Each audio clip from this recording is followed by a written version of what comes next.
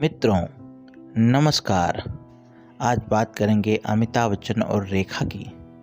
रेखा 68 साल की हो गई है तो अमिताभ 80 साल के।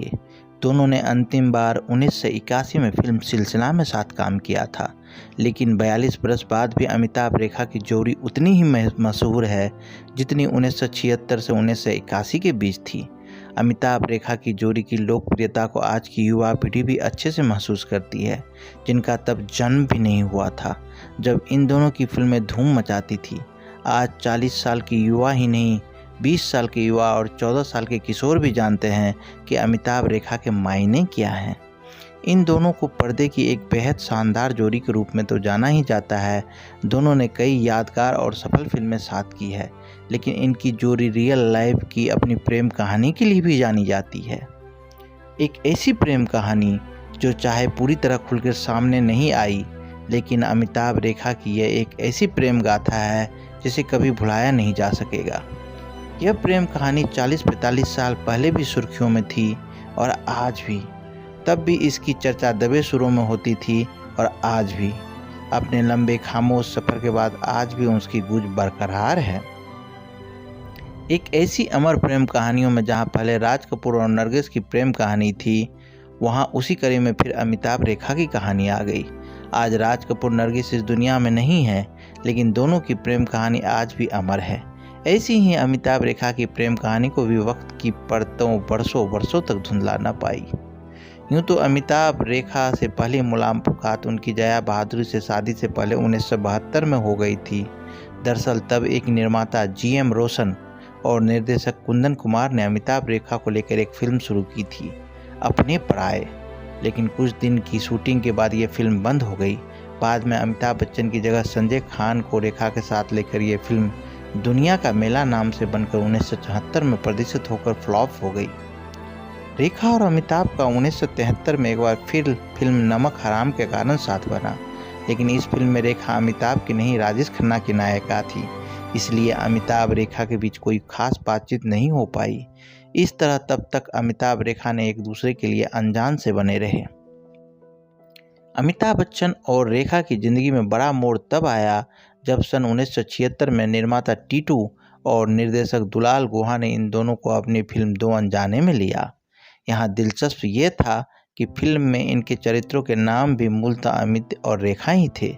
इस फिल्म में रेखा नायिका जरूर थी, लेकिन उनका रोल नेगेटिव टच वाला था। रेखा इससे पहले अपनी फिल्मों के प्रति ज़्यादा गंभीर नहीं रहती थी। हंसते खेलते और हंसी मजाक के मूड में वो काम करती थी। हालांकि फिल्मों में काम करने के लिए दोनों 1969 में ही मुंबई पहुंचे थे, पर रेखा इससे पहले बाल कलाकार रूप में भी फिल्में कर चुकी थी। दूसरा 1970 में आई अपनी पहली हिंदी फिल्म सावन भादो से रेखा हिट हो चुकी थी। सावन भादो के बाद दो और अनजाने से फिल्म पहले रेखा अपनी बेचारा, रामपुर का लक्ष्मण, कहानी किस्मत की, अनोखी अदा, धर्मा, धर्मात्मा, धर्म कर्म, कहते हैं मुझको राजा, प्राण जाए पर वचन न जाए और संतान जैसी फिल्मों से मशहूर हो चुकी थी। दो अनजाने में अमिताभ के साथ के लिए जाने पर रेखा ने सिमी ग्रेवाल के टीवी शो रानदेवू में बताया था, जब मुझे पता लगा कि अमित जी ने दो अनजाने साइन की तो मैं थोड़ा डर गई थी।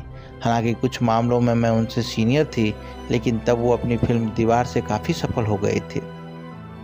तब तक मैं उनके बारे में कुछ खास नहीं जानती थी, क्योंकि हमें कभी बैठकर बात करने का मौका नहीं मिला था। जब दो अनजाने के सेट पर मैंने उनके साथ काम करना शुरू किया तो मैं नर्वस थी, पर मैंने उस दौरान उनसे बहुत कुछ सीखा। सेट पर होने की अपनी धारणा को बदला। सेट पर मेरे लिए फिर कभी खेल का मैदान नहीं रहेगा।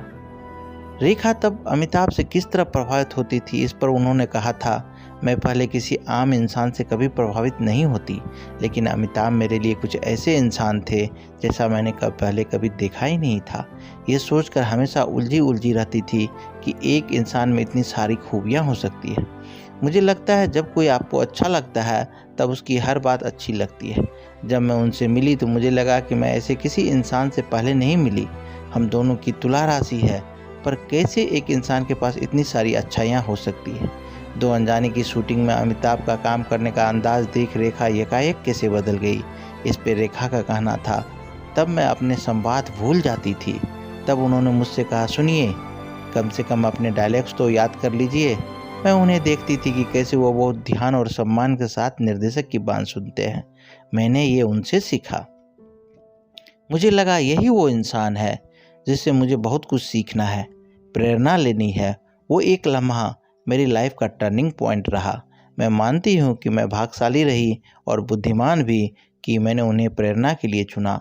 वो एक ऐसे शिखर अभिनेता है जिसके सामने खड़ा होना आसान नहीं। रेखा की बातों से साफ पता लगता है कि अमिताभ का अभिनय कौशल, अनुशासन, विनम्र व्यवहार और अपने कार्य के प्रति समर्पण भावना देख वो उनसे प्रभावित हो गई। इतनी प्रभावित कि अमिताभ के प्रति उनकी भावनाएं प्यार में बदल गई। असल में 1976 में जब रेखा अमिताभ से प्रभावित हुई तब वो 22 साल की थी और अमिताभ 34 साल के। इस उम्र में, इन परिस्थितियों में, इन भावनाओं में कोई और भी होता तो ऐसा ही होना संभव था।